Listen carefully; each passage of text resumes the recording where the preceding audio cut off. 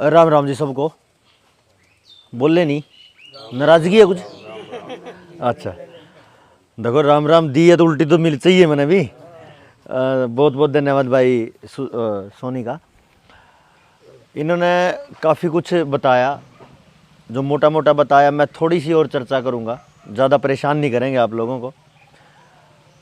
जो ये police act की बात कह रहे थे कि भाई जो अंग्रेज़ों के टाइम था वो आज भी है।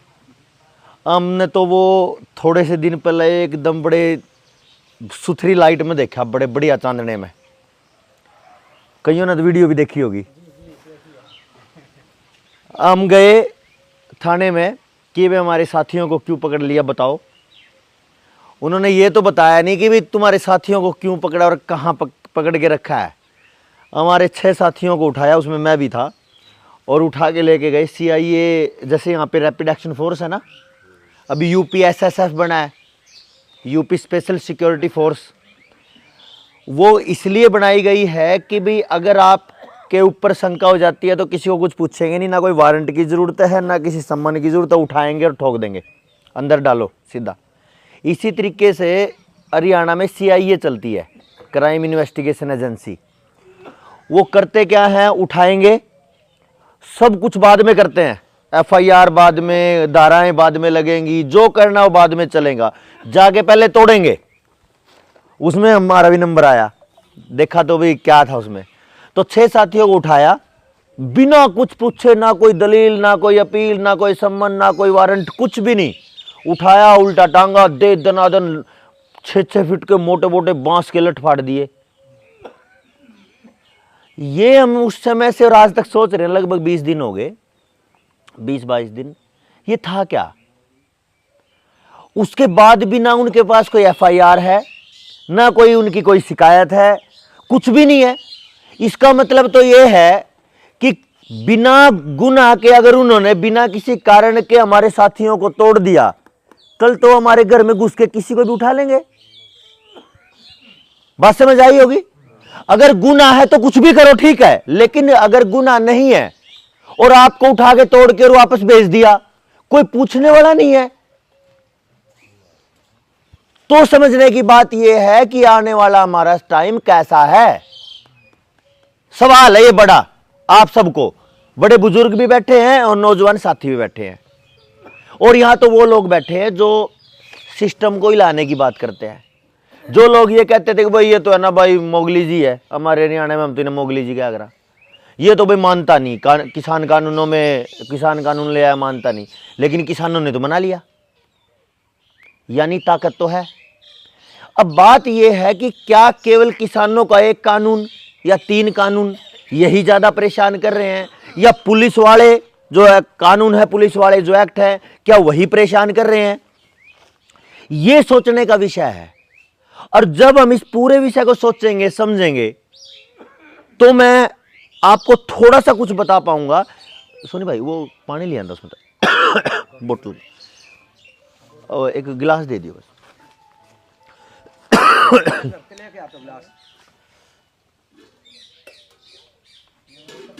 एक गिलास पकड़ा दियो भाई, बड़ी मेहरबानी होगी। दर्द ये ना दर्द कोई बात नहीं। तो मेरी जो चर्चा है उसमें एक निवेदन मैं करूंगा, ज्यादा देर परेशान करूंगा नहीं, ये गारंटी है, लेकिन आपकी जेब में जो ये फोन है इसका गला थोड़ी देर के लिए दबा दो, यानी बंद कर दो, क्योंकि जब वो फ्लो बनेगा समझने का और वो जो गहरी गहरी बातें हम चर्चा करेंगे उसमें बीच में ये फिर खलबली करता है। तो जो साथी आ रहे हैं उनको बुला लो जल्दी से, और आराम से फोन को इसको साइलेंट करके रख लो। जिनको आना था वो आगे, आप उनको बता दियो भी क्या प्रोग्राम में चर्चा रही, ये जरूरी है। मैं खड़ा होकर बोल नहीं पाऊंगा क्योंकि मेरे पांव में अभी थोड़ी सी परेशानी चल रही है। मैं ये आप सबको एक सवाल पूछ रहा हूं, चर्चा है, कोई भाषणबाजी नहीं है। हम पंचायत में बैठे हैं, गांव में अपने परिवार में बैठे हैं। एक सवाल है, हमने अपनी इज्जत सम्मान के लिए सब कुछ दांव पे लगाना पहले नंबर पे समझा आज तक अपनी पीढ़ियों ने, अपने बुजुर्गों ने, या पैसे के लिए? पैसा जरूरी है या इज्जत बेइज्जती है, सम्मान जरूरी है? सम्मान जरूरी है। देख लियो, मैं आपसे पूछ रहा हूं, थोड़ी देर बाद ये मत बोलना कि पैसा जरूरी है। आपने अगर ये बोला है कि पहले नंबर पे मेरे बुजुर्ग की पगड़ी जरूरी है, मेरे लिए मेरे पिताजी का सम्मान जरूरी है, मेरे घर की इज्जत जरूरी है, तो मेरे को यही समझना था कि वो कैसे है, इसको इतना ही समझना। मैं जो जो बातें करता जाऊंगा उसमें आपको ये देखना है कि वो जो विचार हैं, वो जो नियम है, वो कायदे कानून है, वो कौन लेके आया, और जो उसको लेके आ रहा है वो आपको कितना परेशान करेगा और कितना ठीक करेगा। इधर ध्यान रखना जी, जो साथी आते जाएंगे पीछे बैठते जाएंगे। भाई आप यहां आ जाओ, आगे खड़े रहोगे तो मजा नहीं आएगा, आ जाओ आगे, ये आपके लिए बिछा रखा है, ये बैठ जाओ जल्दी।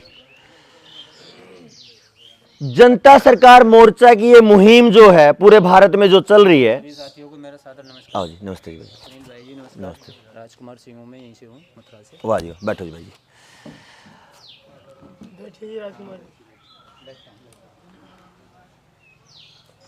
एक बार मेरी तरफ ध्यान देंगे।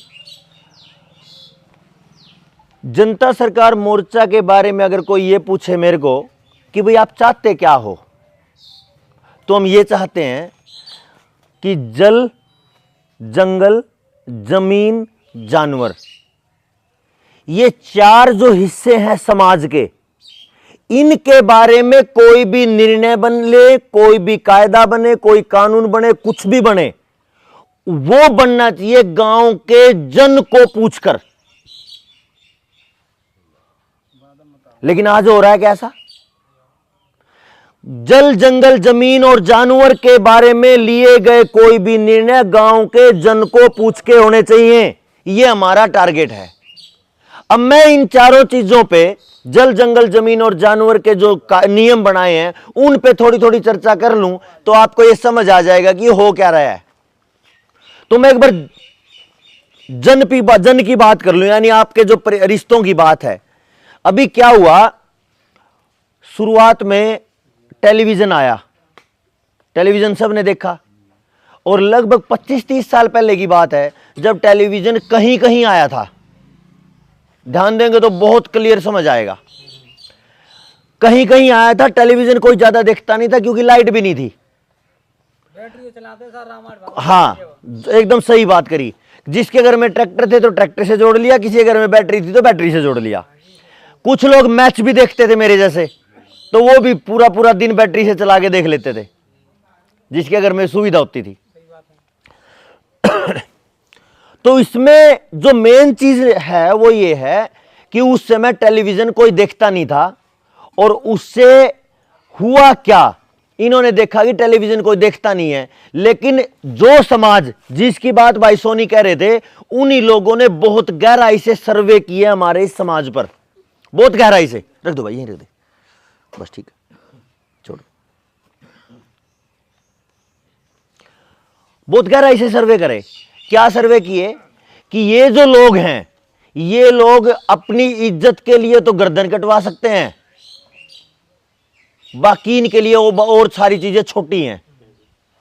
एक आदमी बेशक 50 एकड़ का मालिक हो, शायद दो फटे कुर्ते पजामे में सारी जिंदगी निकाल दे, उसको इस बात का कोई मतलब अहम नहीं है कि भाई उसके पास दिखावा होना चाहिए। दिखावे नाम की कोई चीज नहीं थी, लेकिन मेहनत सबसे ज्यादा करने वाले लोग थे, जिन बुजुर्गों की मैं बात कर रहा हूं।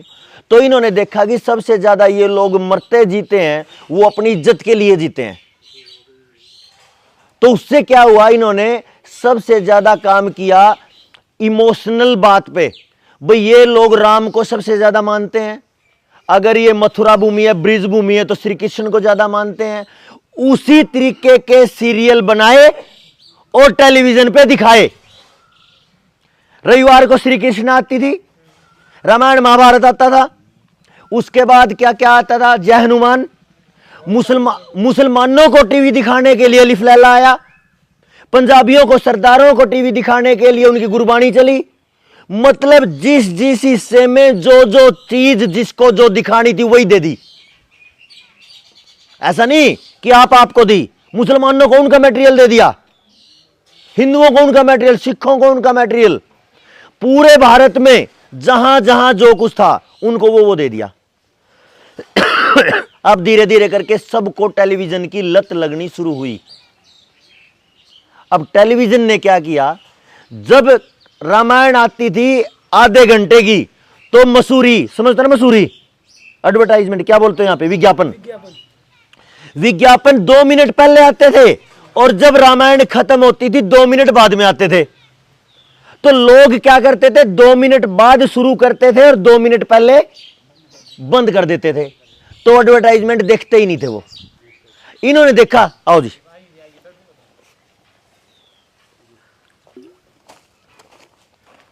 इन्होंने क्या देखा, वहां रख ले, देखो उधर, कि भाई ये तो एडवर्टाइजमेंट देख ही नहीं रहे, तो क्या किया जाए। उन्होंने क्या किया, 15 मिनट में देना शुरू कर दिया बीच में, तो देखना मजबूरी है। फिर 15 मिनट की बजाय हर 10 मिनट में देना शुरू कर दिया, अब वो भी देखना मजबूरी है।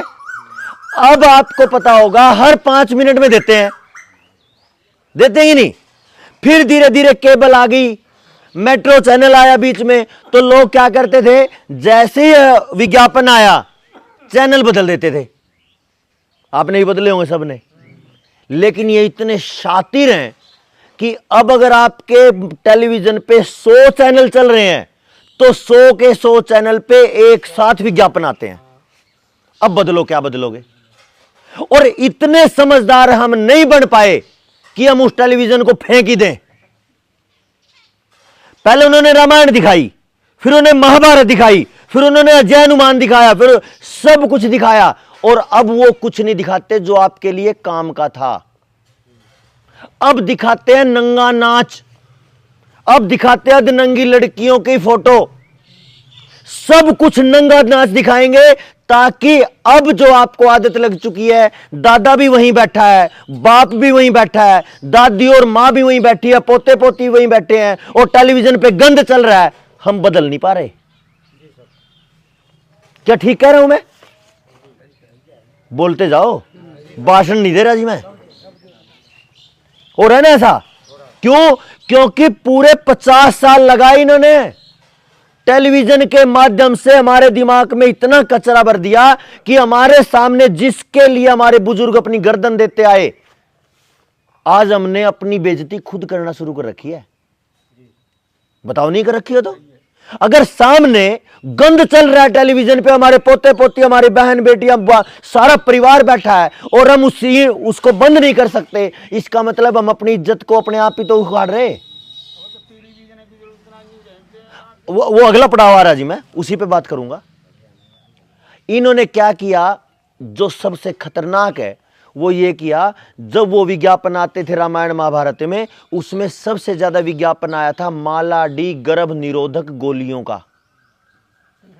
आज जिनकी उम्र 40 से ज्यादा है, 45, 50, 55, 60, 65, 30 साल पहले जब मैं छोटा सा था उस समय की बात करूं, तो वो जो सभी जो वर्ग है 50-55 की उम्र का, उनकी जवानी थी, तो नई नई शादियां हुई थी, तो सबके सबको फ्री में गोलियां बांटी गई। गोलियां खिलाओ, बच्चे नहीं पैदा होने चाहिए, बस कुछ भी कुकर्म करो, बस बच्चे पैदा ना हो। और इसका परिणाम यह आया बुजुर्गों कि जिन जिन औरतों ने वो गोलियां लगातार 2-4 साल खाई हैं, आप अपने घरों में आंख बंद करके चेक करो, जितनी औरतों ने वो गोलियां खाई थी, सबके सबके गर्भ को बाहर निकाल के फेंक दिया है। गर्भ हो रहा है ना ऐसा? किसी को रसोई बन गई, किसी को कैंसर बन गया, किसी को गांठ बन गया, किसी की ब्लीडिंग नहीं रुकी, लगभग लगभग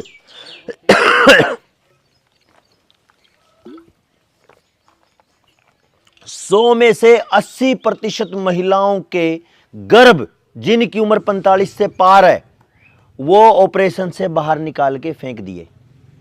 क्यों? क्योंकि उन्होंने वो लगातार गोलियां खिलाई। जो समाज ब्रह्मचर्य की बड़ी बड़ी बातें करता था, जो समाज जय हनुमान से हनुमान जैसी बात करता था, जो समाज रामायण से सीता को सीखता था, जो रामायण से राम को सीखता था, जो श्री कृष्ण से कृष्ण को सीखता था, वो समाज गर्भ निरोधक गोलियों के चक्कर में ऐसा फंसाया कि आज क्या हो रहा है, हरियाणा की अगर बात करूं, बच्चे पैदा होने बंद हो चुके हैं। जितनी नई शादियां हो रही हैं, एक एक नौजवान दंपत्ति, पति पत्नी, हफ्ता 10 दिन नहीं बीतते, अगर सास घर में है तो सास आगे आगे, बहू पीछे पीछे डॉक्टर को, हर हफ्ते हर 10 दिन में। और अगर सास की व्यवस्था नहीं है तो पति पत्नी बैठते मोटरसाइकिल पे और चक्कर काटते हैं। 5-5, 7-7, 10-10 साल हो रहे हैं, बच्चे नहीं पैदा हो रहे। क्या हो गया ये हमको? ये जो नियम बने, किसने बनाए कि टेलीविजन पे ये गंद दिखाया जाए? आपसे पूछा था क्या? लेकिन आपकी इज्जत तो खा गए ना वो। देखो, आप, जब मैं ये कह रहा हूं नहीं आपकी, तो मैं भी उसी में हूं, क्योंकि आप मेरे बुजुर्ग हो, मैं आपका बच्चा हूं, आप भाई हैं जो नौजवान साथी हैं। अगर मैं ये कह रहा हूं कि आपकी समस्या, तो वो मेरी भी है। अगर मैं ये कह रहा हूं कि आपके साथ क्या हुआ, तो वो मेरे साथ भी हो रहा है। तो हम इस दर्द को लेके घूम रहे हैं कि ये हुआ तो हुआ क्या, हमें तो पता भी नहीं चला। करनाल से रह रहा हूं, करनाल में रह रहा हूं मैं। करनाल में 1,38,000 बच्चे ऐसे हैं पिछले साल 2023 में जो टिके गए हैं। ये तो एक करनाल है। इस देश में तो 624 करनाल हैं। पूरे देश में 624, 630 के आसपास जिले हैं। तो कितने करोड़ों बच्चे टिके गए होंगे। और टिक्के का मतलब कितना बड़ा समाज नपुंसक हो चुका है और कितना बड़ा समाज बांझ हो चुका है। कितनी बहन बेटियां और कितने नौजवान साथी बांझ और नपुंसक हो चुके हैं। क्या हमने इसकी तरफ ध्यान दिया? ना जीरा, क्योंकि हम तो फंसा रखे कर्जे के चक्कर में। अब मैं किसानों की बात कर लूं, एक बात समझ आई क्या मेरी? इसको अगर हमें नहीं समझना है तो एक बात है, और समझना है तो दूसरी बात है। समझ गए तो हम अपनी पीढ़ियों को बचा ले जाएंगे, नहीं समझे तो फिर अपने घर में अपना जी रहे हैं जैसे कैसे। यहां बात किसी पार्टी की, किसी नेता की, किसी की एक आदमी के कर्ज की, किसी एक आदमी की बीमारी की नहीं है। पूरा देश गर्त में है। अच्छा, इस व्यवस्था को लेके कौन आया? पिछले 70-75 साल में सबके सब नेता आ गए, सब पार्टियां आ गई। जितनी बड़ी बड़ी ये कहते थे नेताओं की सरकारें भी, हम सरकार लाके ये करेंगे, सब आ चुके, लेकिन कुछ नहीं बदला सिवाय बर्बादी के। बर्बादी हर दिन नहीं आ रही है। तो आज जब आपके घरों में एक नौजवान अगर बच्चा पैदा ना कर पाए, इसका मतलब तो आपकी पीढ़ी रुक गई। और अगर किसी समाज में नपुंसकता यानी बीजमारी होने को तैयार हो तो फिर आप घर बैठे रहें, मेरे ख्याल से तो ठीक नहीं है। मैं एक बात कह रहा था, यानी समाज में इस समय हालत यह है कि हम बीजमारी की तरफ चल पड़े।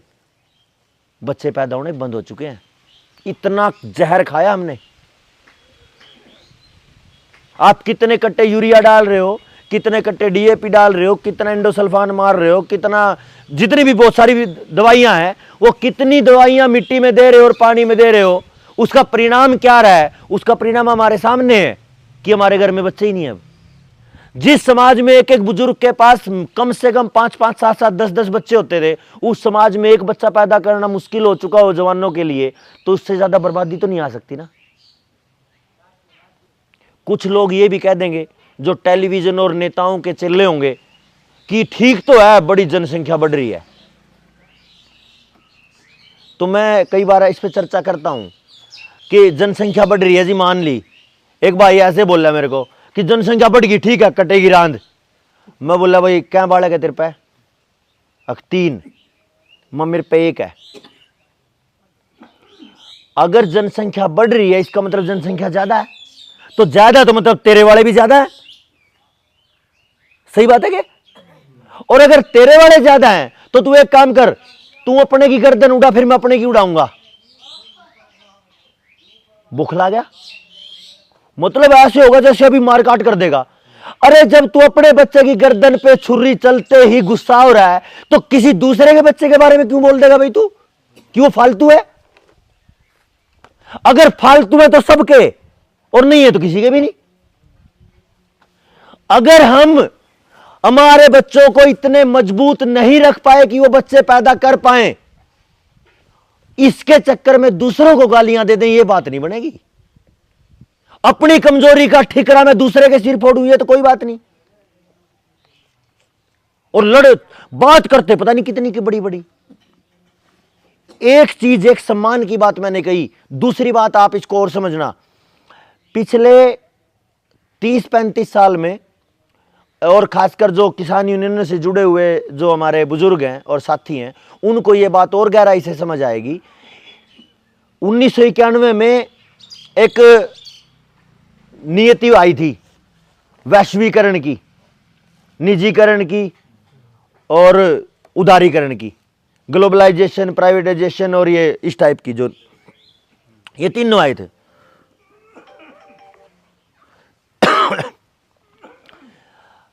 ये नीतियां आई। अब इन नीतियों ने क्या किया, इसको आप समझना। पहले इन्होंने स्कूलों को प्राइवेट किया, ठीक है जी। स्कूल प्राइवेट करके अगला काम किया कि लड़के लड़कियों को इकट्ठे पढ़ाओ। पहला नंबर स्कूल प्राइवेट, दूसरे नंबर पे लड़के लड़कियों की इकट्ठी शिक्षा। अच्छा, जब लड़के अलग और लड़की अलग पढ़ती थी, कोई समस्या थी? तो फिर इकट्ठे पढ़ाने में क्या नया तीर मारेंगे? लेकिन कर दिया। और हम भी शाने अंग्रेजी पढ़ाएंगे भाई, लड़के लड़कियां इकट्ठे, ठीक है जी। 9वीं 10वीं 11वीं 12वीं के किताबों में इन्होंने क्या किया, प्रजनन अंगों के चैप्टर डाले। एक पुरुष का प्रजनन अंग का चैप्टर और एक महिला का प्रजनन अंग का चैप्टर, फोटो भी है उसमें, और वो डाल दिए। और ये समय वो होता है 9वीं 10वीं 11वीं 12वीं का, जब बच्चे की उम्र 12-13 से लेकर 15-16 होती है, और ये समय जवानी की तरफ बढ़ने का होता है। तो जवानी आएगी तो उसका दिमाग दूसरे लिंग के प्रति बढ़ता ही है। लड़का एक लड़की के प्रति अट्रैक्ट होता है, लड़की एक लड़के के प्रति अट्रैक्ट होती है। इसी समय पे हमारे बुजुर्ग इतना शानदार काम करते थे, 13 से 15 साल की उम्र में विवाह कर देते थे, और बेचते कब थे? जब उम्र 16 की हो जाती थी।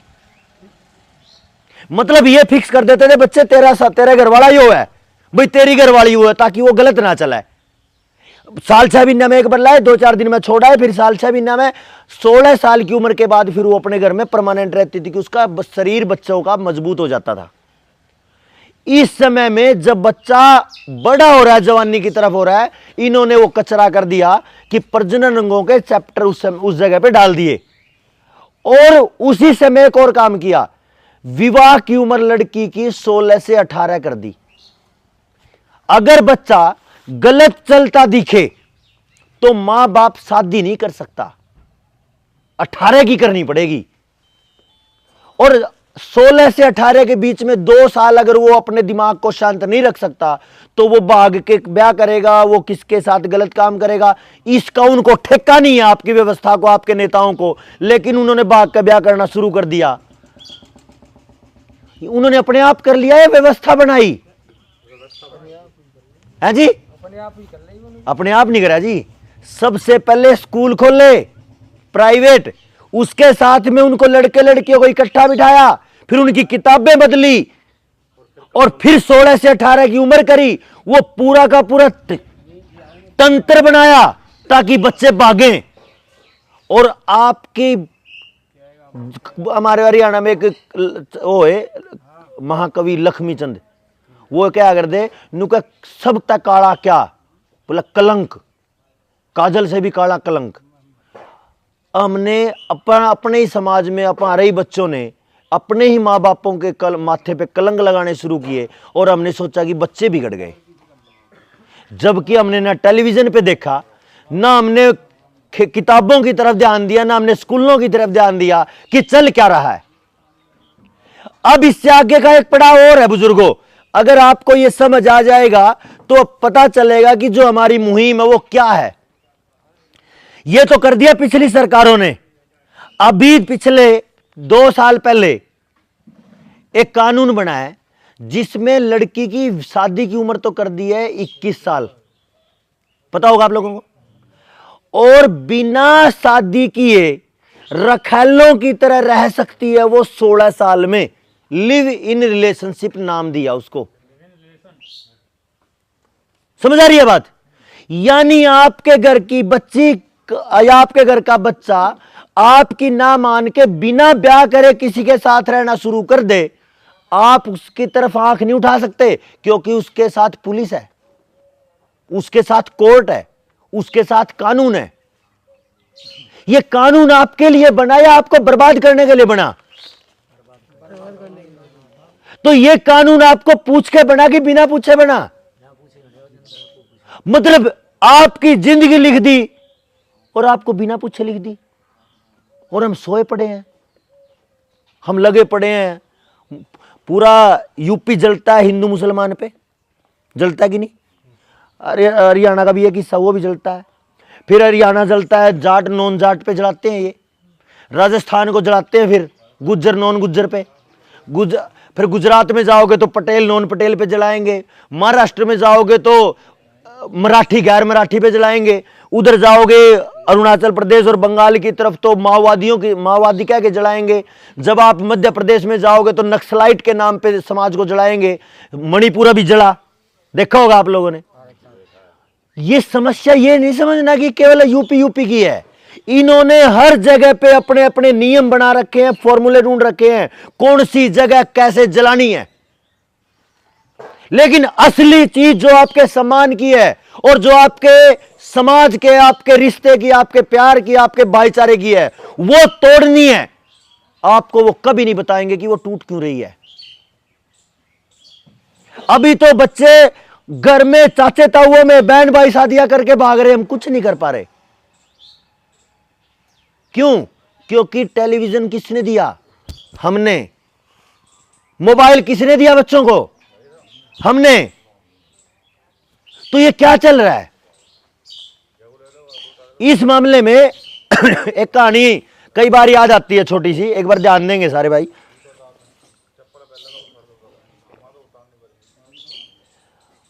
राम जी की बात है कि राम जी के राज्याभिषेक की बात चल रही थी।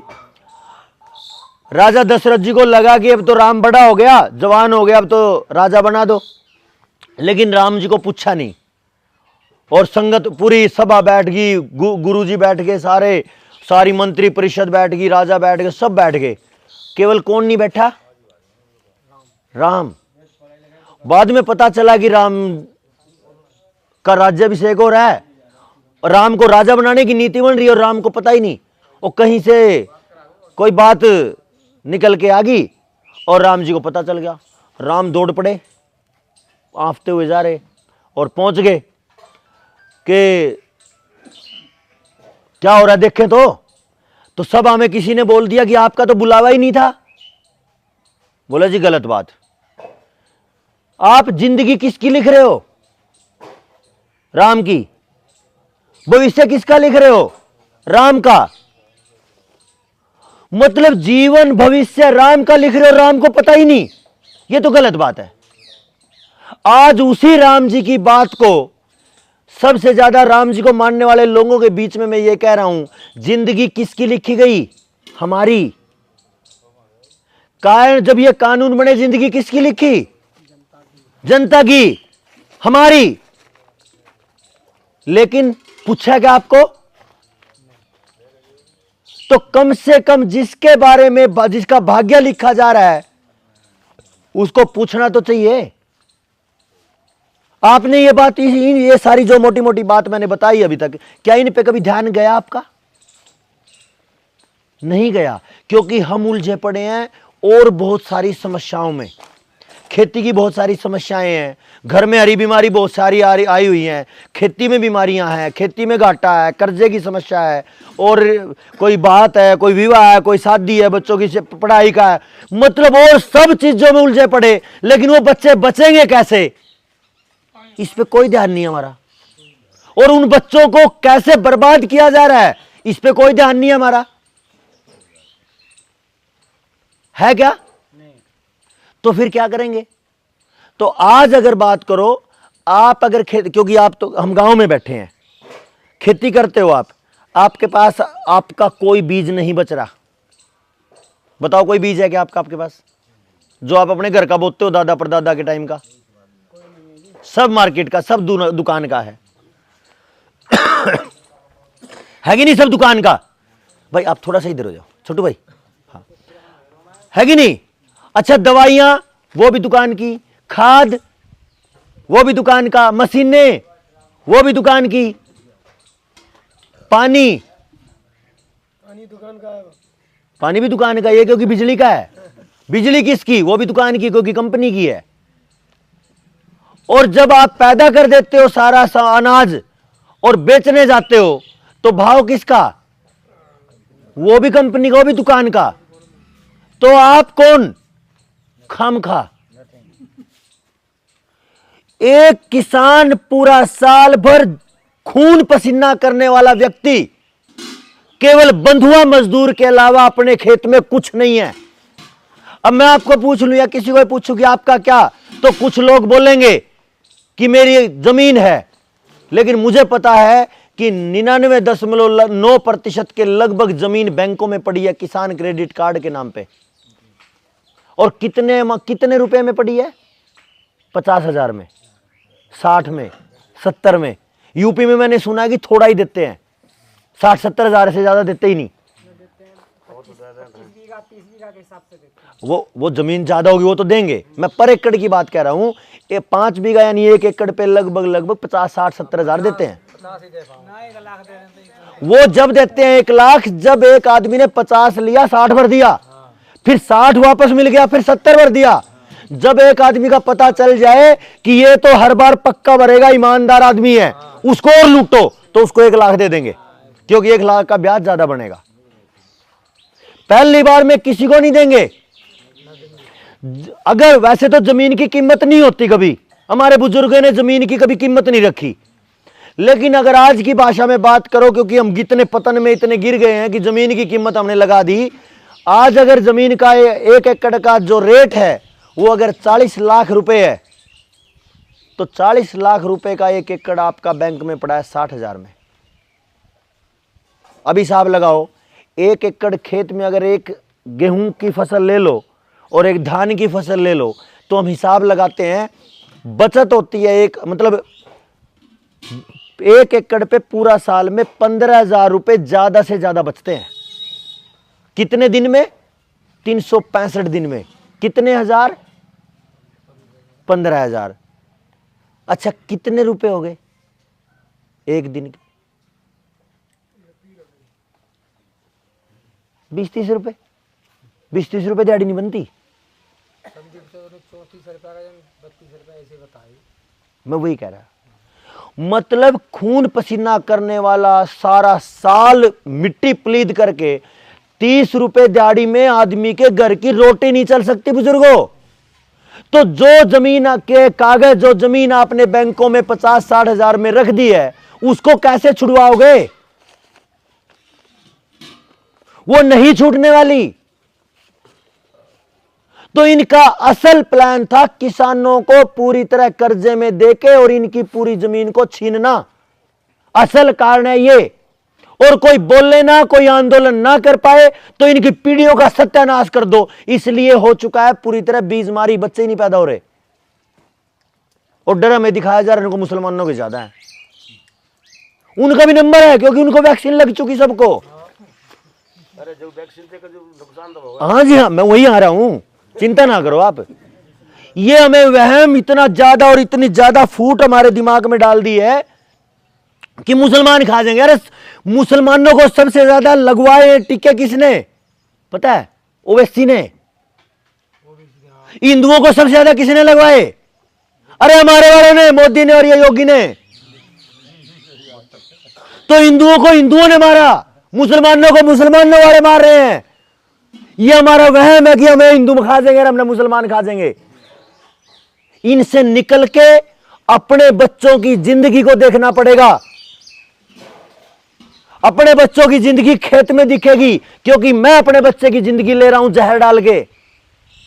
मैं अपने बच्चे को टिक्का लगवा रहा हूं तो मैं उसकी जिंदगी खा रहा हूं, ना कि कोई दूसरा। 15 साल हो गए हम काम कर रहे हैं खेती पे, और 15 साल में हमारे पास ये रिजल्ट आया है कि पहली बार पूरी पैदावार बिना जहर, बिना बाजार के ले आते हैं हम, सैकड़ों किसानों के ऊपर रिजल्ट के साथ।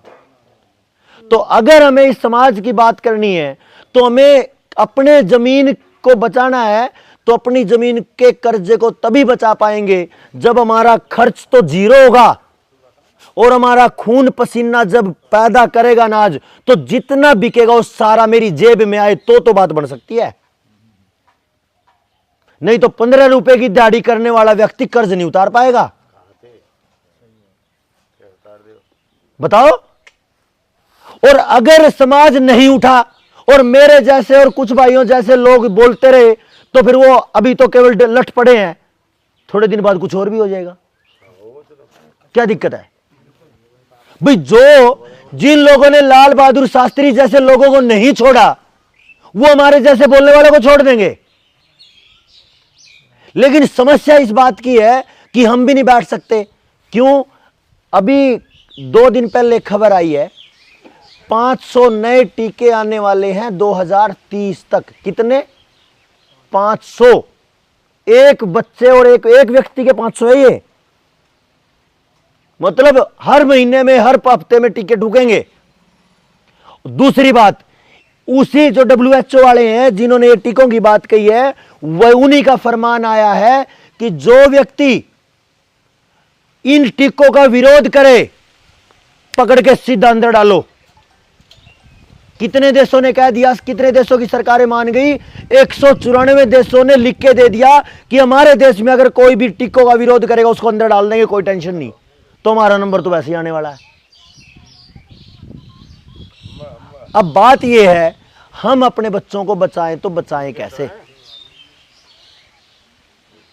अच्छा, ये जो मुहिम है, मैं आप लोगों से ही पूछ लेता हूं, ठीक है क्या? बोलते ही नहीं जी। जो हम ये मुहिम चला रहे हैं इनसे बचने की, ये मुहिम ठीक है कि गलत है? अगर आप नहीं बोलोगे तो हमने तो अभी गेयर लगा देना, फिर करनाल पहुंचेंगे, किसी दूसरी जगह देखेंगे। और अगर लगा कि भाई ये नौजवान है ना बड़ा बढ़िया काम कर रहे हैं, तो फिर तो हम जीत जाएंगे, फिर हमने कोई दिक्कत नहीं। हमें रोकने वाला कोई है नहीं। पुलिस के लठ हमें नहीं रोक सकते। जब तक पुलिस वालों की गोलियां आएंगी उससे पहले हम अपने जैसे 100, 200, 500, 1000 पैदा कर चुके होंगे, तो फिर वो रुकने वाले नहीं है। यानी अपने बच्चों को बचाने की मुहिम को हम तो रोक नहीं सकते। यह काम तो पक्का होगा, आज नहीं तो कल होगा। आप जुड़ेंगे तो जल्दी होगा, नहीं जुड़ेंगे तो एक दिन लेट होगा। होगा तो पक्का। क्योंकि मेरा बच्चा तब बच पाएगा जब आपका बच्चा बचेगा, और अगर मेरा बच्चा बचेगा तो आपका बचेगा। अब मैं आपके गांव से गुजर रहा हूं और पूरा गांव अगर नशेड़ी बच्चों का है या नशेड़ी नौजवानों का है, तो मेरी गर्दन पे छुरी नहीं चलेगी या मेरे साथ डकैती नहीं होगी, पता है क्या? या मेरे गांव की तरफ से आ रहे और मेरा गांव पूरा नशे में डूब चुका है, तो आप बच जाओगे क्या? आपका बचना और मेरा बचना केवल एक ही रास्ते से निकलेगा, वो है मैं आपके बच्चे के बचाने की बात करूं और आप मेरे बच्चे को बचाने की बात करो। जब ये किसान लाखों की संख्या में दिल्ली बॉर्डर पे बैठे थे, उसी समय हाय बीमारी हो रही थी ना, तांडव था उसी समय। सारे देश में और पूरी दुनिया में तो हाहाकार मच रहा, और वो 10-15 लाख किसान बैठे धूल में, मिट्टी में, तूफान में, बारिश में, उनमें से एक भी नहीं उस बीमारी से मरा। तो इसका मतलब कोई तो झोल था उस बीमारी में, तो वो बीमारी ही फ्रॉड थी। अब वो जब बीमारी नकली थी, तो जो बीमारी नहीं है तो उसके टीके क्यों ठोके भाई सबको? मोदी जी ने तो लगाए हैं 200 करोड़, और अब इलेक्शन के टाइम पे कह दिया कि उस टीके से तो हार्ट अटैक आएंगे। सुना ना सबने? इसका मतलब जिस आदमी को हमने परमात्मा माना, उस आदमी ने हमारी नसों में जहर लगाया है। सबसे तगड़ा लॉकडाउन अगर लगा था तो यूपी में लगा था कि नहीं? किसने लगाया था? कमाल है। जिनको हमने भगवान की तरह पूजा हो, वो लोग हमारे बच्चों की नसों में जहर डाल रहे हैं, देखो। और ये कहा गया है, हमारे हरियाणा में कहावत है कि दगा किसे का सगा नहीं, देख लियो कोई करके। मतलब इस समाज में अगर कोई मांग ले 5 रुपए तो शायद सामने वाला दान में 50 दे दे। अगर कोई छीनना चाहे तो शायद फूटी कोड़ी भी ना छीनने दे। यह समाज उस लेवल का रहा कि दान में तो लोगों ने पता नहीं कितनी लंबे लंबे रकबे दान कर दिए, पता नहीं कितनी कितनी जमीनें दान कर दी, कितना कितना धन दान कर दिया, लेकिन जब छीनने की बात आई तो मरने कटने तक बात आ जाती है। छीनने नहीं दिया, यानी धोखा पसंद नहीं था इस समाज को। लेकिन सबसे ज्यादा अगर बड़ा धोखा किया है तो किसने किया? आपके यूपी में योगी ने और पूरे भारत के साथ। गलत तो नहीं कह रहा ना मैं? और इसका खतरनाक परिणाम यह आ रहा है, नौजवान टकाटक मर रहे हैं बैठे बैठे। आपके इधर भी हो रहा होगा, ये खूब हो रहा है ना। तो पहले क्या होता था, पहले ये होता था कि किसी को भी हार्ट अटैक आया तो झटका आएगा, अस्पताल तक जाएगा, बच जाएगा। फिर दूसरा आएगा साल 2 साल 5 साल बाद, फिर भी बच जाएगा। तीसरी बार में कहते थे हो भाई अब की बार तो तीसरा है तो दिक्कत आएगी। और अगर टाइम से हॉस्पिटल पहुंच गया तो शायद 5-7 साल 10 साल वो स्टंट डालने के बाद निकल जाए। लेकिन अब तो सीधे ऐसे बैठे हैं और सो ही गए। मतलब सीधा टोटल फेलियर, हार्ट फेलियर, दिल का ऐसा दौरा जो दोबारा से उठ नहीं देता। जो सो रहा है तो सोता ही रह गया सुबह। और यह तादाद करोड़ों की संख्या में है।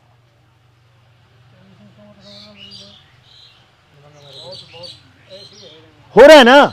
देखो जी, बात यह है, मैं कई बार मेरे साथियों में चर्चा करता हूं एक छोटी सी कहानी की उससे। आपने बिरड देखी होगी, और पीला पीला क्या बोल रहे हो ना, बिरड बोलते होंगे, जो पीले पीले ततैया टाइप, क्या बोलते इसको? भर बोल रहे जो। हाँ, एक मधुमक्खी है छोटी सी, आधा ग्राम की। और बिरड कितने की है? 1 ग्राम की। कभी बिरड, हमारी तरफ बिरड बोल रहे हैं तो उसने समझ लियो, बिरड के छत्ते में लगभग 15-20 बिरड होंगे सारी, ज्यादा ज्यादा इतना सा छत्ता है, 15-20 बिरड हैं या बर हैं। और उन्होंने अंडे दे रखे हैं। आप उनके अंडों को फोड़ के दिखाओ, 15 बिरड अगर चिपक जाए आदमी को मार देंगी, इतना जहर होता उनमें, मार देंगे कि नहीं? और मधुमक्खी के छत्ते में, उसमें हाथ मार के देख लो, अगर पीछे पड़ गई तो मारी देंगी। कोई कुतिया हो जो ताजी ताजी ब्याही हो, जिसके अभी बच्चों की आंख ना खुली हो, वो स्त्री सिक्के से चौकन्नी रहती है अपने बच्चों को बचाने के लिए। जो उसके पास से निकलता है उसकी आंखों में आंखें चेक करती है कि ये आदमी किस टाइप का है, करते कि नहीं? उसको इतना आभास है उस मां को जो 5 किलो की है या 4 किलो की कुतिया है, उसको इतना आभास है अगर कोई आराम से जा रहा तो वो आराम से बैठी रहेगी, थोड़ा सा करके जा रहा तो वो भी पूरे उसमें आएगी। और कोई डंडे के साथ है या थोड़े से आंखों से पता चल जाएगी ये आक्रामक दौर में है तो वो पूरे अटैकिंग मोड पे किसी टाइम भी काट खा जाएगी। यही है ना। यानी आधा ग्राम का एक जीव है, 1 ग्राम का कोई जीव है, 5 किलो का कोई जीव है, अपनी अगली पीढ़ी को बचाने के लिए मर भी सकता है और मार भी सकता है। और हमने नपुंसक कर लिया भाई समाज। अपने आप को सबसे समझदार कहने वाले लोग, दुनिया कहते हैं कि परमात्मा का सबसे समझदार जीव कौन है? आदमी। कहां का? जिसको अपने ये नहीं पता कि बच्चा कैसे संभालना है। इतना गिरेंगे हम, कुत्ते बिल्ली से भी गए। खड़ा तो समझना पड़ेगा ना, खड़ा होना पड़ेगा इन बातों के लिए। असल में पहचानना पड़ेगा दुश्मन कौन है। अच्छा, जो टिक्के लगे मोदी ने लगाए थे क्या आपको? आपके गांव की आंगनवाड़ी वर्कर आई थी, ASHA worker, anganwadi worker, ANM, GNM, यही थी ना। तो वो भी आपकी दुश्मन है। बेशक उसको नहीं पता तो समझा लो कि भाई ये काम गलत हो रहा है, गलत लोगों की नौकरी कर रहे हो तुम, छोड़ो इसको। उसको समझाओ, वो क्योंकि अपने परिवार की है। लेकिन अगर वो ना माने तो फिर वो दुश्मन है भाई। अरे भाई भाइयों के झगड़े में अपने बच्चों को बचाने के लिए एक बाप अपने भाई से लड़ जाता है तो एक पड़ोस का कोई भी आदमी आके या कोई भी एएनएम नाम आशा वर्कर आंगनवाड़ी वर्कर आके बोले तो सीधी दुश्मन है। तो हमें तो दूर का दुश्मन तो बाद में देखेंगे, पहले अपने नजदीक का दुश्मन भी समझना पड़ेगा कौन है। आप लड़ने गए थे बॉर्डर पे पाकिस्तान से और पड़ोस में से कोई आंगनवाड़ी वाली आके टिक्का लगागी आपके बच्चों को, तो दुश्मन कौन बढ़ा? आपके पड़ोस में। इतने बड़े लेवल का ये तांडव है कि इसको समझने के लिए अगर मैं अकेला बोलता हूं तो एक सभा में मैं 28 से 30 घंटे बोला 3 दिन में। इतना बड़ा खेल है ये। खेती की अलग बात करें तो 10 घंटे बात होती है, स्वास्थ्य की बात करें तो 8-10 घंटे स्वास्थ्य पे बात होती है, और षड्यंत्रों पे बात करो तो कई घंटों बात होती है। अकेला जब बोला था एक सभा में तो 3 दिन की ट्रेनिंग करते हैं हम, 28 से 30 घंटे बोला था मैं। तब जाके बात ये लगी थी अब थोड़ा थोड़ा कुछ मटेरियल गया है लोगों को समझ आने का। अब इतनी बड़ी बड़ी बातों को 1-1.5 घंटे में तो पूरा नहीं बताया जा सकता। आप बताओ। मैंने आपके बीच में बहुत मोटी मोटी बात रखी है, इसके साथ में एक जो मेन चीज है, सोनी भाई गाड़ी में तो अच्छा, वो मैं आपको जरूर बता दूं कि जो खेल आज खेला गया आपके साथ उसका क्या कारण है। आज पूरा देश कर्जे में है। अच्छा, यहां पे ऐसे कितने लोग हैं जिन्होंने कर्जा नहीं ले रखा बैंक से? सब हैं, कोई बात नहीं, कोई बात नहीं। अब तो सब एक जैसे हैं। तो देखो एक चीज बताऊंगा मैं आपको, बेइज्जती होती है जब किसी कोई खोट में अकेला हो। अगर किसी एक ने खोट कर रखा हो समाज में तो बेइज्जती है। जब पूरा समाज ही खोट में आ गया हो तो किसकी बेइज्जती, किसकी इज्जत? सब एक थाली के हो गए हम तो। और ये भी नहीं है कि ये केवल एक गांव की बात हो, पूरे देश की बात है। तो अब ये सोचो, बेइज्जती का तो कोई रोड़ा है नहीं। एक बात की बेइज्जती जरूर है कि हमने किसी भाईचारे से लिया और उसका नहीं दिया, तो हम कहते हैं भी बड़ा निकम्मा काम है। अगर आपने बैंक वालों का लिया है तो फिर आपकी कोई चिंता नहीं है, क्योंकि उन्होंने रुपया आपको दिया ही नहीं। मैं उस पर बात कर रहा हूं अभी, क्योंकि आपके हर काम को तबाह करने के लिए इन्होंने कर्ज बांटा है। और अब वो कर्ज की जो हालत है, पहले तो पुरुषों को बांटा था, अब इन्होंने स्वयं सहायता समूहों के नाम पे औरतों को भी बांट दिया 5-5, 7-7 हजार रुपए। और आपको बताऊं क्या करते हैं, जो औरत कर्ज वो नहीं भर पाती ना किस्त, बोलते हैं ज्यादा जरूरी था कर्ज लेना, आज ये रात ने फिर हो जाएगा तेरा कर्ज चुकता। इस हद तक गिर गया समाज।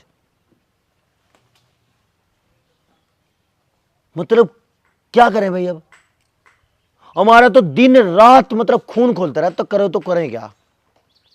अगर अकेले लड़ते जाएं तो इनके वो एजेंडे आ रहे हैं कि जो ये टीकाकरण का विरोध करेंगे इनको लपेटो। अगर कोई कहीं किसी के सहयोग में जाए तो लठ मारे पुलिस वाले।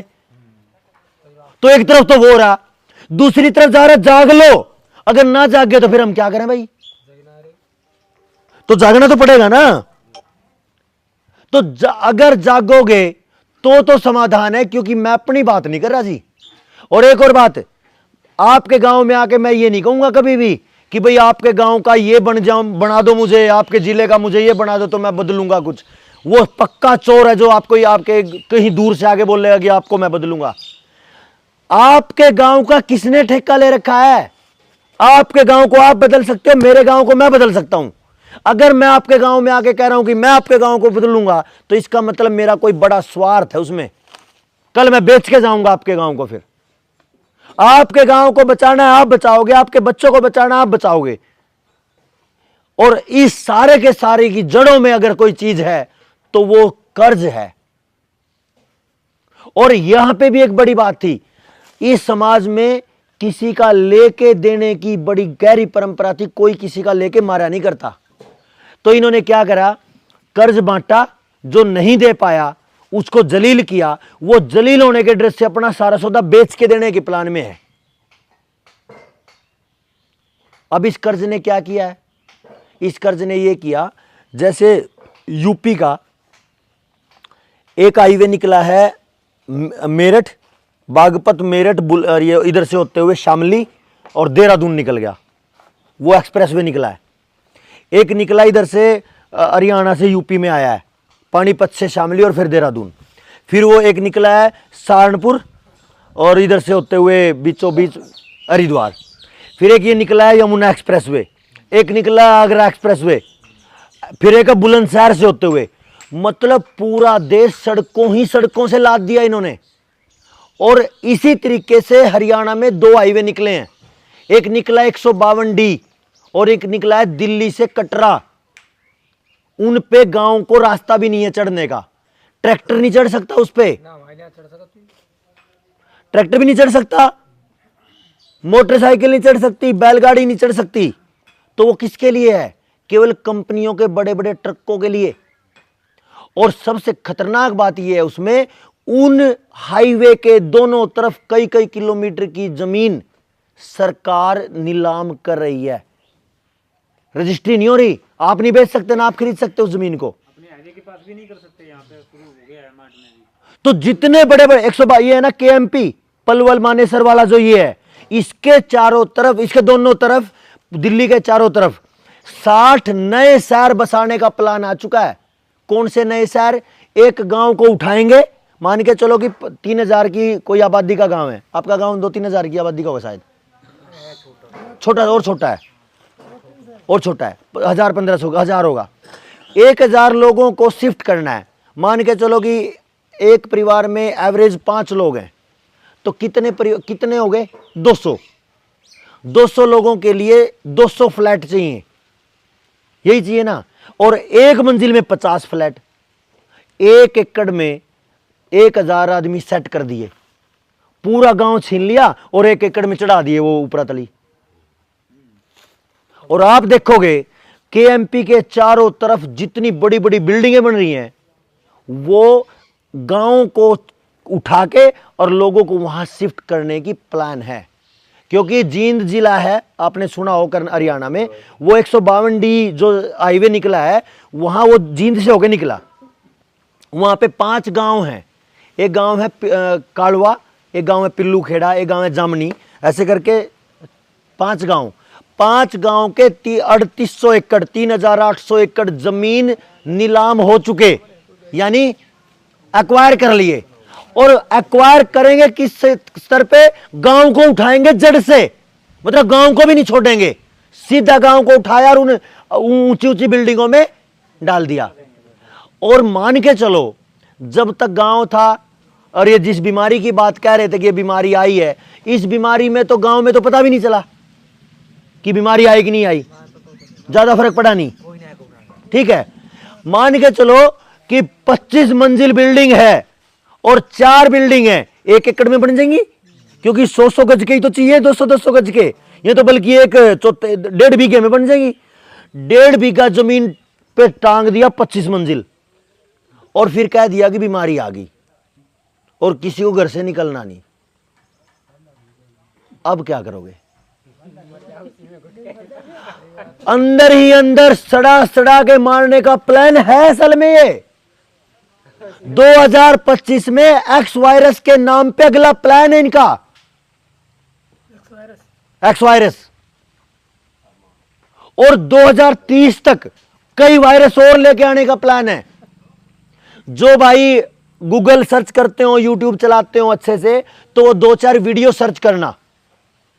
एक वीडियो है नेट जीरो या इनोवेटिंग जीरो, बिल गेट्स की वीडियो है। वो ये कह रहा है पूरी दुनिया में कार्बन डाइऑक्साइड ज्यादा होगी क्योंकि लोग ज्यादा हो गए, तो इसलिए इन लोगों को कम करो। कितने लोगों को कम करो? 85% लोगों को। 2050 तक 85% को निपटाना है और 2030 तक ये आधे को निपटा चुके होंगे, क्योंकि जो इन्होंने टिक्के ठोके थे 20% तो अभी चले गए, 10-20 तो नहीं कह सकते, लेकिन स्पीड बढ़ रही है पहले से। है ना? तो इसको कौन बचाएगा, कौन लड़ेगा इसके लिए? अच्छा एक बात बताओ, मैं हर दिन आ सकता हूं क्या आपके गांव, या आप मेरे पास आ सकते हो क्या? हमारा टारगेट क्या है? ये जो युद्ध है ना तो लठों का है, ना गोली बारूद का है, ना तलवार का है, ना बाले का है। ये युद्ध चल रहा है दिमाग का, ज्ञान युद्ध। जिसको समझ आ गई वो बच जाएगा, जिसको नहीं आई वो पक्का जाएगा। मरना सबको है। लोग कहते कि सब मरेंगे तो हम भी मर जाएंगे। भाई मरना तो सबको है, लेकिन अगर वही मारे जिसने पैदा किया तो अच्छी बात है। भाई जिसने पैदा किया वो मार दे, कोई टेंशन नहीं। लेकिन मुझे कोई, मेरे जैसा ही कोई आके कह रहे कि मैं तेरे को मारूंगा, ये तो न्याय नहीं हुआ ना। और ये तो सरासर अन्याय है, तो गलत बात है। तो फिर तो लड़ना पड़ेगा। और ये तो वो भूमि है जहां का आदमी उठ के वो हमारा हरियाणा वाला का नाश करा उन्हें, यानी पूरी दुनिया का एक विश्व युद्ध हुआ, वो यहीं का था ना। तो यहां पे धर्म के मत को इतने ऊंचे स्तर पे मानने वाले लोगों की ये जगह, जो पूरी दुनिया में एक समय पे गंदगी को अलग साफ करवा दिया, अच्छाई को अलग कर दिया, तो अब दोबारा से फिर भी तो खड़ा होना पड़ेगा ना। मामा की बात नहीं सुननी, मामा को खत्म कर दिया, गलत नीतियां थी उनकी। हाँ, जब गलत होंगे तो उसमें कोई अपना पराया होता ही नहीं। मैं जब आपको ये कह रहा हूं कि आपको टिक्के अगर आंगनवाड़ी वर्क करने लगाए हैं तो वो आपके ही परिवार की है, तो जो आपके जान के साथ खेल रहा है वो आपका है ही नहीं। या तो उसको समझाओ या उसको बदलो। वो भी तो आदेश के अनुसार चल रही है। हाँ जी, आदेश क्या, किसका आदेश?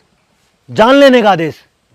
क्या नौकरी किसी की जान से ऊपर है? अगर भाई सुनो तो मैं बता रहा हूं, हेड ऑफिस तो चाहे कहीं का हो, चाहे मोदी का, जब बिल गेट्स ने बोला ना, तो बिल गेट्स ही क्यों ना देता उसको तनख्वाह। अगर मुझे पता है कि एक टीके से मेरे बच्चे की जिंदगी के साथ खिलवाड़ हो सकता, आप लगवाओगे क्या? अगर किसी को लगता है कि भाई ना वो तो आदेश का पालन कर रहे हैं और वो तो उनकी तो नौकरी हो तो करेंगे और हमें कोई दिक्कत नहीं, हमारा बच्चा मर भी जाए, तो फिर तो लगवा लो, हमने कोई दिक्कत नहीं। क्यों जी भाई? और अगर किसी को लग रहा है कि गलत तो गलत है, अब यार गलत तो गलत था, श्री कृष्ण का मामा था राजा, गलत तो गलत था। अब वो उसने तो पता नहीं क्या क्या षड्यंत्र रचे उन बच्चों को मारने के, लेकिन वो तूफान ऐसे थे कि उसके लपेटे में आए ही नहीं, और एक दिन वही लपेट दिया। बात ये नहीं है कि हम कितने लोग हैं, बात ये नहीं है कि मेरा सामर्थ्य कितना है, बात ये नहीं है कि मेरी जेब में पैसे कितने हैं, बात ये है कि मेरे दिमाग में जो विचार है क्या वो सबके फायदे का है कि नहीं है। अगर वो सबके फायदे का है तो बस पैसे भी आ जाएंगे, धन भी आ जाएगा, लोग आ जाएंगे, बस विचार सबके फायदे का हो। और जो विचार सबके फायदे का होता है वो विचार पशुओं के फायदे का भी होता है, वो विचार पक्षियों के फायदे का भी होता है, वो विचार वनस्पति के फायदे का भी होता है, वो विचार मिट्टी के फायदे का भी होता है, वो विचार हर चीज के फायदे का होता है। तो मैंने आपको एक चीज बताई, अच्छा परेशान तो नहीं हो गए? बता दियो। एक चीज और देखो, मैंने आपको मैंने एक बात आपको बताई कि आपके बच्ची की जिंदगी के साथ इन्होंने क्या कर दिया और हमें पता भी नहीं चला। ये परिवार की बात थी। चलो अब मैं जल की बात कर लेता हूं, जिसकी बात कह रहा था कि जल, जंगल, जमीन, जानवर। जल की बात कर लेते हैं। आपके हर घर में टुंटी पहुंच चुकी? हाथ वाले नलके हैं क्या? लगभग बंद हैं। यानी आपके घर में पानी आता है सप्लाई का, सप्लाई का कंट्रोल है सरकार का।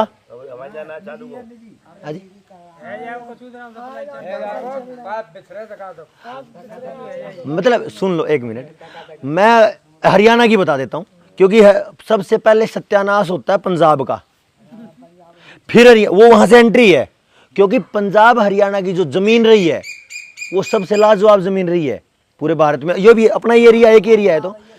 तो जो भी कोई नई तकनीक आती है वो पंजाब में एंटर करती है, फिर वो हरियाणा की तरफ आती है।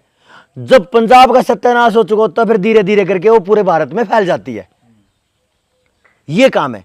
अब टुंटी का जो पानी है, वाटर सप्लाई का जो पानी है, नाबार्ड बैंक की योजना के साथ जो पानी आया है, उसने सबसे पहले हमारे हाथ वाले नलके खत्म करे। और धीरे धीरे जिस जो यमुना का एरिया है, जो गंगा का एरिया है, वहां बचे हुए हैं, लेकिन वो धीरे धीरे करके वो कब्जे में जा रहे हैं एरिया। तो नलका आपका हाथ का नहीं है तो पानी गया। पानी वाटर सप्लाई का है, वाटर सप्लाई बिजली की है, और बिजली प्राइवेट कंपनी की है। ठीक है जी, ठीक है। दूसरा, हाथ वाली चक्की है किसी के घर में? तो मोटर वाली है, तो मोटर वाली चक्की बिजली की है और बिजली प्राइवेट कंपनी की है। और प्राइवेट कंपनी किसकी है? अडानी पावर की है। और अडानी किसका है? उसी का है जिनके कहने पे काले कानून आए थे किसानों के विरोध में। जी, वो कर रहे हैं। आप अखबारों को अगर पढ़ना सीखोगे तो वो धीरे धीरे बता रहे हैं आपको। वो ये बता रहे हैं कि भाई कोयला खत्म होने वाला है। पढ़ रहे हो ना अखबारों में? कोयला खत्म हो जाएगा। तो कोयला खत्म हो जाएगा तो सारे हाइड्रो पावर प्लांट जो हैं वो सारे बंद होंगे। तो बंद होंगे तो बिजली भी बंद होगी, और बिजली बंद होगी तो आपके पास ना पानी ना चून। क्या है? 5 दिन से ज्यादा नहीं जी पाएगा समाज। बताओ 5 दिन पानी के बिना रह लेंगे क्या? तो तीसरे नंबर पे अगर चारे की बात करें तो पशुओं के लिए जो चारे की मशीन है, गंडासा जिसको बोल रहे हैं हमारी तरफ, वो भी बिजली का है, हाथ वाला, वो भी नहीं है आज तो। और अगर खेत में बिजली नहीं है तो चारा उगेगा नहीं, तो गंडासा क्या करेगा खड़ा खड़ा? तो हमारे ऊपर पूरी तरह कब्जा हो चुका है हमारे संसाधनों पर, और हमने जो शरीर के श्रम के जो काम थे वो हमने छोड़ दिए हैं। और उस छोड़ने के चक्कर में अब हम टोटली गुलाम है कंपनियों के। चाहे पानी की बात करो, चाहे वो आटे की बात करो, यानी गेहूं की बात करो, अनाज की बात करो। यूपीएसएसएफ आ गया है, उधर से सारे सभी जगह अग्निवीर आ चुका है। अग्निवीर के 4 साल पूरे होने को हैं, 3 साल हो चुके हैं। 4 साल होते ही पूरे देश में अग्निवीरों को नौकरियां मिलेंगी, अडानी पावर में, रिलायंस में और इनमें, पेट्रोल पंपों के बाहर। और वो आदेश का पालन करेंगे। वैसे ही जैसे भाई साहब कह रहे थे कि वो आंगनवाड़ी वर्कर तो कह रही थी कि हमारे तो आदेश है, तो वो भी आदेश की बात करेंगे।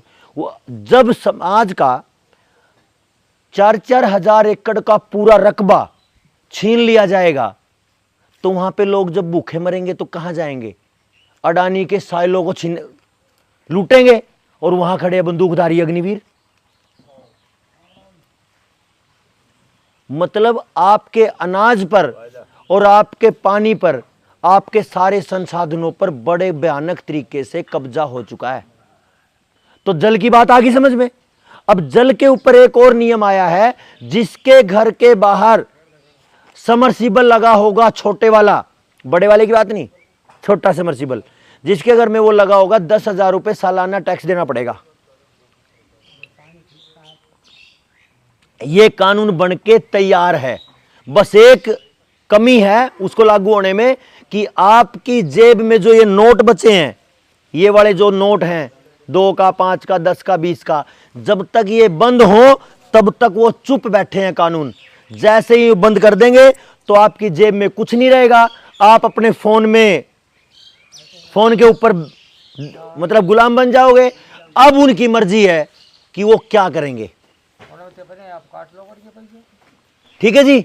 अब बात आती, जल आ गई बात, जंगल की बात कर लो। इन्होंने क्या किया, 2010 में वो आया नियम ये आया। मैंने कई बार ऐसा लगा ज्यादा सीरियस तो नहीं हो गए? अच्छा फिर ठीक है। सारी चीज क्लियर हो रही है ना? बात जी बताओ जी, मौज कर दी आपने तो। अब बात जंगल की आ गई। 2010 में सरकार ने 2010 में सरकार ने पंचायती राज डिपार्टमेंट को एक लेटर लिखा, जो सरकारी विभाग है ना पंचायती राज, जो ये गलियां वगैरह पक्की करवाने का काम करता है, नाले बनवाता है, कि भाई स्वच्छता अभियान लाओ। क्या करो जी, जितने गंदे नाले हैं गांव में, नालियां हैं, उनको तालाबों में खोल दो। और उससे पहले गंदे वे नालियां तो थी नहीं। जब मैं छोटा सा था तो गांव में नालियां नहीं थी। जितना एक बाल्टी पानी निकाला नलके से, नहाए, जो वैसे ही सूख गया, बाकी बचा तो आंगन में खिंडा दिया, क्योंकि पक्के तो आंगन थे नहीं। तो जो पानी निकला वो मिट्टी में चला गया सारा। तो टोटल सफाई, ना कोई मच्छर था ना मक्खी थी, क्योंकि पानी नहीं इकट्ठा था, तो बीमारियां भी नहीं थी। तो जब वो इन्होंने ये टूंटियां लेके आना शुरू करा तो ज्यादातर जगह पे टूंटियों के आगे वो बंद करने की टूंटी नहीं लगाई, और वो जब तक पानी चला तब तक वो फालतू चला। तो वो गलियों में बढ़ना शुरू हो गया। गलियों में बढ़ना शुरू हो गया तो लोगों ने कहना शुरू कर दिया तो नाली चाहिए, तो नालियां बननी शुरू हुई। तो नालियां बननी शुरू होगी तो फिर बड़े नाले बनने शुरू हो गए, और फिर कह दिया कि भाई है ना गांव में ज्यादा कचरा हो गया तो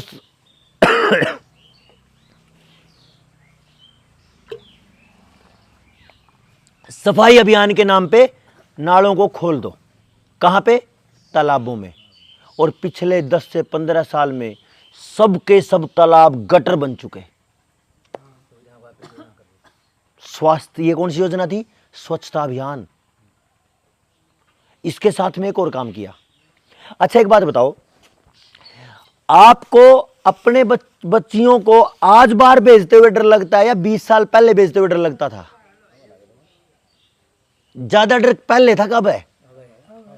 बच्चों के साथ छेड़खानी पहले ज्यादा थी बुजुर्गों के टाइम पे, कि अब है? अब ज्यादा है।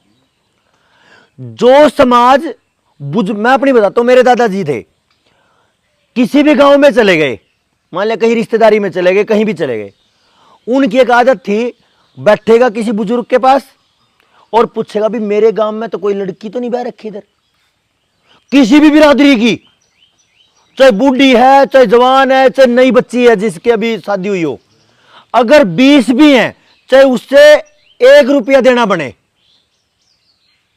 मान सम्मान तो कितना भी हो उसकी जेब में, जितना उतना ही देगा बेचारा। लेकिन अगर 20 भी लड़कियां हैं तो सबके घर जाके और उसका मान सम्मान करके आना। और ये केवल एक बुढ़ा थोड़ा था, ये तो सभी थे। तो जिस समाज में अपने गांव की किसी भी बच्ची के लिए इतना सम्मान था कि भाई उसकी बेटी भी मेरी है, और दूसरी बात, गांव गांव नहीं, गांव का गुआंढ भी भाई है। गुआंढी भाई हमारी तरफ बोल रहे हैं, आपकी तरफ भी बोलना है किधर? पड़ोसी गांव को गुआंढ बोल दोगे? पड़ोसी गांव, पड़ोसी बोल रहे हैं, हमारी तरफ गांव गुआंढ बोल रहे हैं, तो गुआंढी भाई बोल रहे हैं उधर, पड़ोसी भाई, पड़ोसी गांव का भाई। मतलब अपने गांव का बच्चा तो अपना है ही, अपने पड़ोसी गांव का भी बच्चा अपना है। तो कभी भी ब्याह शादी का जो काम था वो पड़ोसी गांव के साथ भी नहीं था, क्योंकि वो तो भाईचारा है, खेतों के साथ खेत लग रहे हैं, डेली का उठना बैठना है, वो नहीं बन रहा। तो वहां तक इतना बड़ा समाज, इतनी शुद्ध विचार का समाज था, तब तो परेशानी आई नहीं। इन्होंने क्या खेल खेला, बोला कि थारी इज्जत तो बाहर लैटरिन करने जावे। अरे जो हजारों साल से हमारी घर की औरतें गांव के बाहर जो जंगल थे या झाड़ियां थी, जो भी था, बाहर घूम के आती थी, सुबह दोपहर, सुबह शाम को अंधेरे में जाती थी फ्रेश होने, हजारों साल से तो उनको कोई दिक्कत आई नहीं, अब आ गई। बड़ा कमाल है। और कमाल की बात ये, सरपंचों ने फोटो खींचे लोगों के लैटरिंग करते हुए। किसने खिंचवाए? सरकार ने। अब वो जो भी वो सरकार में आवा वही है। कांग्रेस वाले राज्यों में कांग्रेस ने खिंचवाए, बीजेपी वालों ने बीजेपी में खिंचवाए, और जो भी लोकल पार्टियां उनकी सरकारों में उन्होंने खिंचवाए। यानी जो समाज कितना अच्छा था, कहां छेड़खानी की खबरें नहीं थी, सब एक दूसरे की इज्जत सम्मान करते थे, दूसरे के घर की बहू बेटी हम अपने जैसी मानते थे, उस समाज में इन्होंने क्या कहा कि तुम्हारी इज्जत खराब हो रही है। और इस चक्कर में सबके घरों में क्या बनवा दी? लैटरिन। और लैटरिन का पानी कहां आ गया? नालियों में। नालियां स्वच्छता अभियान के नाम पे कहां गई? तालाबों में। और तालाब गटर बन गए। आज हमारे पशु तालाब में पानी नहीं पी सकते, नहीं पी सकते ना। मेरे गांव के तालाब के बारे में क्या निर्णय होगा ये कौन करेगा? ये गांव का आदमी करे तो बात बने। जब तालाब के बारे में निर्णय लिया जा रहा था, क्या गांव से पूछा था? तो नहीं पूछा तो फिर तालाब कहां रह गया हमारा? वो तो हमारा रहा ही नहीं। तो जल की जो बात आई वो सारा उनके कब्जे में है। जंगल की बात आई तो जंगल इन्होंने क्या किया? जंगलों को कटवाया, उसको ठेके पे दे दिया सरपंच को, सरकारी जमीन जिसको ये श्यामलाती जमीन बोलते थे। अब सरपंच का जो पैसा आता था, फिर लालच घुस गया। पहले सरपंचों के बीच में लालच घुस आया कि भाई अरे जमीन 50 एकड़ है, लगा दे 50 लाख इलेक्शन पे, जीत जाएंगे तो निकाल लेंगे पूरे। अब वो कंपटीशन चला, अब 10-20 साल हो गए। अब हरियाणा में क्या कर दिया? सरपंचों का भी टेटवा काट दिया। अब ई टेंडरिंग कर दी, सब जगह कर दिया ना। तो सरपंचों के कुछ नहीं छोड़ा। मतलब पहले समाज को दिखाएंगे कि समाज गिरा हुआ है और फिर उसमें से अपना सिस्टम थोप देंगे। इसी तरीके से पहले बताया कि अरे तुम्हारी औरतें तो लैटरिंग करने बाहर जाती हैं, तुम्हारी बेइज्जती हो रही है, और उसके चक्कर में अपना बिजनेस बना गए। अच्छा, एक टॉयलेट बनाने में कितना पैसा आता है खर्च? कम से कम 20,000 तो है आजकल। सुनियो, मैं आपको बताऊं एक बात। देखो, किसी का घर का ब्योंत है, किसी का घर का जुगाड़ है, 5,000 रुपए खर्च करने का, तो उसने 5,000 किए, टॉयलेट बनवाई, 4 दीवारी करी, छत भी नहीं डलवाई, ऊपर अपना एक ठीक है तख्ता खड़ा करवा लिया, कोई दिक्कत नहीं। एक है जिसके पास पैसा अच्छा है, वो तो एक नहीं बनवाएगा, 5 कमरे तो 500 के साथ 5 बनवाएगा। वो शाना ज्यादा है ना, वो 5 बनवाएगा। क्यों? क्योंकि उसको जल्दी उठना ही नहीं, और वो अपनी मर्जी से उठेगा, और सारी रात लैटरिन का जो वो दरवाजा खुला है और सारी रात वही सांस चल रहा है जो लैटरिन की हवा है। इतने शाने बन गए हम। तो एक टॉयलेट पे अगर कोई अच्छे मान जिसने 20-25 लाख रुपए घर पे लगाए हों, तो कम से कम भी 25 से 30,000 रुपए की टॉयलेट बनती है। क्यों जी? और किसी को चकाचक चाहिए तो जिन्हें टाइलें वाइलें लगवानी हो तो उसकी तो 50 भी कूद जाएगा। और जिसने बड़ा आलिशान फ्लश वगैरह स्टैंडर्ड का लगवाना हो तो चाहे 1 लाख रुपए की भी बनवा लो। लेकिन आराम से देखा जाए एवरेज औसतन 20,000 रुपए की टॉयलेट तो बनी, और मोदी जी ने कही है कि 20 करोड़ बनी थी। 20 करोड़ और 20,000 की एक 40,000 करोड़ बन गया। 20,000 और 20 करोड़ हिसाब लगा लियो, तो ज्यादा ही हो गया, कुछ बड़ा है ना। ये इतना बड़ा पैसा किसके पास गया? सरिया कंपनी के पास, सीमेंट कंपनी के पास, रेता कंपनी के पास, बिजली की कंपनी के पास, पाइप की कंपनी के पास, टॉयलेट की सीट कंपनी के पास, इन्हीं के पास तो गया। ये तो हो गया एक बार। और हर महीना प्लास्टिक का डब्बा भी टूटेगा, टॉयलेट की साबुन भी आएगी, पाइप भी टूट सकता है, फ्लश भी खराब हो सकता है, टुंटी भी खराब हो सकती है, और वो नीला नीला जो केमिकल आता है वो भी हो सकता है। यानी कम से कम 200 से 250 रुपए का हर महीने का बिजनेस एक टॉयलेट का, और 20 करोड़ है तो 250 गुना 20 करोड़ का बिजनेस हर महीने का परमानेंट कंपनियों को दे दिया। और हमें क्या कह दिया कि तुम्हारी इज्जत बचा ली।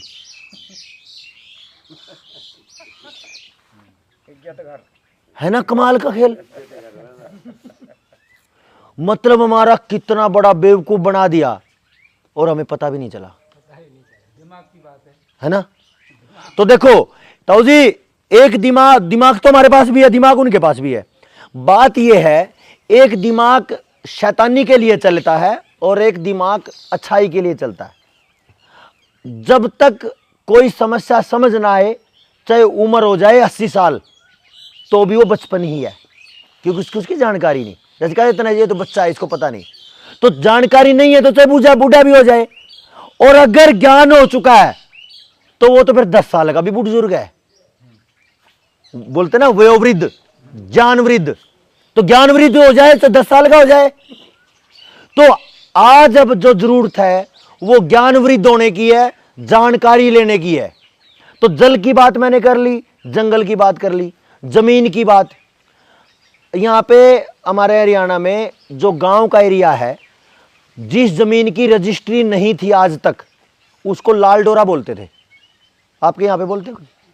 गांव के अंदर जो आबादी बोलता है भाई ने। अच्छा, आबादी जमीन राम समाज, राम समाज वो था सारा।